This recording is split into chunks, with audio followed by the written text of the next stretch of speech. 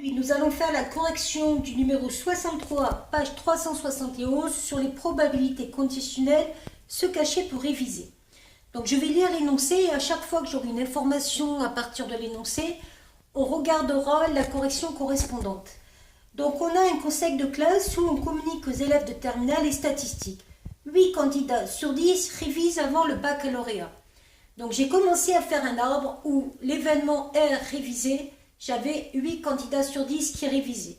J'ai donc 2 candidats sur 10 qui ne révisent pas avant le bac. Ça, c'est la première partie de l'arbre.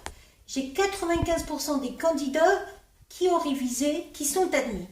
Donc je me mets au niveau des candidats qui ont révisé et parmi ces candidats, 95% sont admis. Donc 5% ne sont pas admis.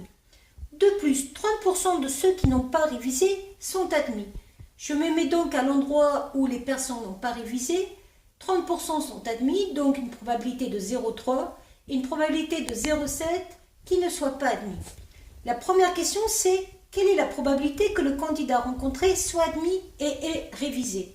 J'ai donc en même temps l'événement admis et l'événement révisé.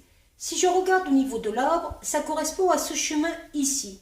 J'ai donc la probabilité P de R fois P de A sachant R. Donc P de R, ça fait 0,8. P de A sachant R, ça fait 0,95.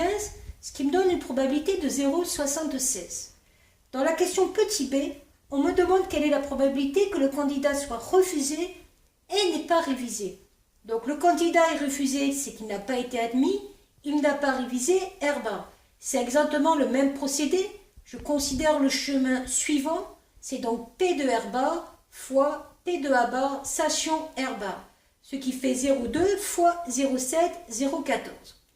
On me demande dans la question C quelle est la probabilité que le candidat soit admis. Pour que le candidat soit admis, je vais avoir deux chemins, soit le chemin ici, soit le chemin ici. Donc je vais avoir P de R inter A plus P de R bar inter A.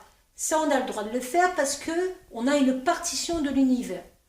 P de R inter A, on l'avait calculé, 0,76. Et P de R bar inter A, on le calcule en faisant 0,2 fois 0,3. Je trouve une probabilité de 0,82 qu'il soit admis. On me demande après quelle est la probabilité que ce soit un menteur. Donc, si je regarde l'énoncé, c'est un menteur lorsqu'il dit qu'il a eu le bac et qu'il n'a pas révisé. Concrètement, ça veut dire qu'en vrai, il a été admis, mais qu'il a révisé. Donc, on va chercher la probabilité de P de R inter A. Mais c'est un menteur aussi lorsqu'il dit qu'il n'a pas été admis alors qu'il a révisé. Ça veut dire qu'il n'a pas été admis parce qu'il n'a pas révisé. Donc, on va chercher la probabilité P de R bar inter A bar. Je fais donc la somme des probabilités, je trouve une probabilité de 0,9. À partir de là, on me demande, le candidat est admis. Le candidat est admis, ça veut dire que j'ai une probabilité conditionnelle. Je veux savoir dans ce cas-là, quelle est la probabilité qu'il soit un menteur.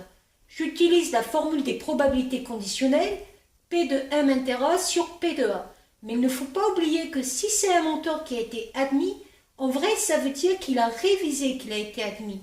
Je peux donc remplacer par les probabilités que j'ai trouvées précédemment. Je trouve donc une probabilité de 0,93. Dans le petit f, on me demande quelle est la probabilité que ce soit un menteur, sachant qu'il est refusé. Donc cette fois-ci, je sais que c'est un menteur qui a été refusé. Donc un menteur, sachant qu'il a été refusé. J'utilise la probabilité conditionnelle avec la formule. Et on n'oublie pas que s'il a été refusé, que c'est un menteur, ça veut dire qu'il n'a pas révisé et qu'il a été refusé.